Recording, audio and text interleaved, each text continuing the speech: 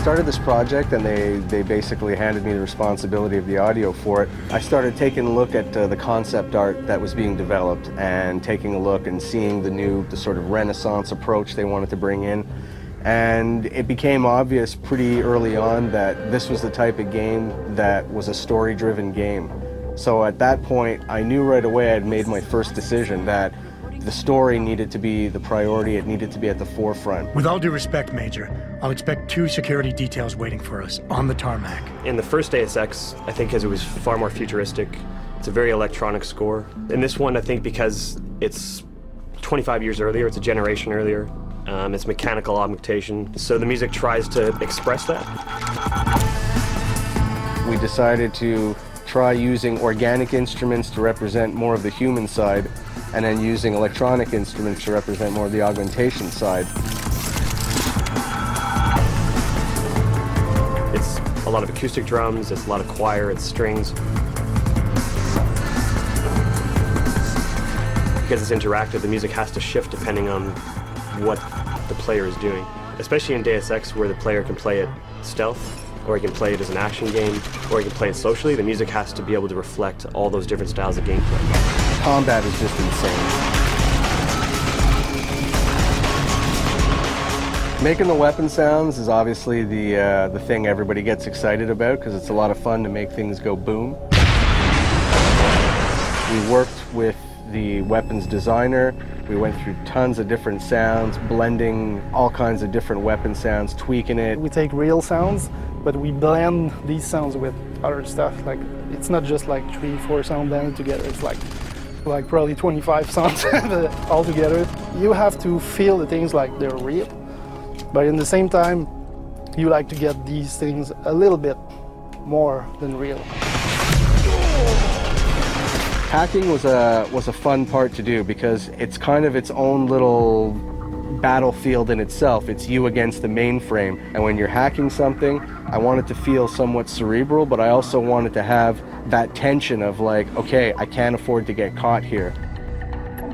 We had a lot of ideas on how to work the stealth side. We used distances to decide at what point we wanted to start hearing people. Someone's running. At what point did we want to start stressing the player out with the fact that they've got enemy guards approaching, and in the end I think we found a recipe that worked really well and creates a really cool experience. We know someone's here. Keep looking. It's a heavy game, it's dense, there's a lot of story, there's a lot of conspiracy, there's a lot of characters in the game. That means the emphasis needs to be put on the people telling the story, and in this case the actors. It is a time of great innovation, technological advancement. The thing about playing Adam Jensen is tricky because as an actor, when you play anything like film, television, or stage, what you do is you justify everything the character does. You have to. I found your attack dog in the factoring labs. But with Jensen, I have to justify not only why he's doing one arc, but why he's doing hundreds of arcs. When I have the option to play as a good guy, to not kill anybody, to go through the game and knock people out and never get discovered, that's what I'll do. Because I feel like a good guy wouldn't go around killing everybody. If I kill somebody and I didn't mean to kill them, I'll go back to a previous save. And I'll be like, okay, no, I'm going through without killing them.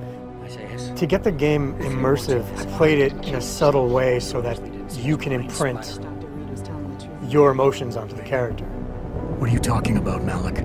What we needed was not so much music as it was more emotional support for the story. So whatever environment we're in, if we're in Detroit or we're in Shanghai, is trying to bring elements of that environment into the music. Street musicians that you may hear walking down the street are all incorporated into the score as well. You have to give a special color to the game. You have to get the vibe of that city. It's not just ambience. We've also got sounds being triggered at different intervals as you walk because that's what makes it feel realistic.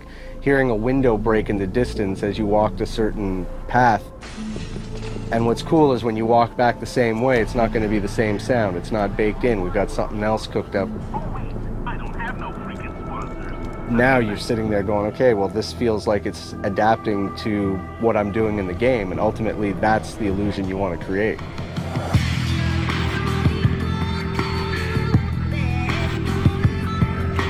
My philosophy on good sound design, I've often compared it to to trying to send somebody into a deep hypnotic state, and you're going down layers and levels of states, and the better it's done, the more your brain starts to release and give in and let you go into that sort of hypnotic state of playing the game.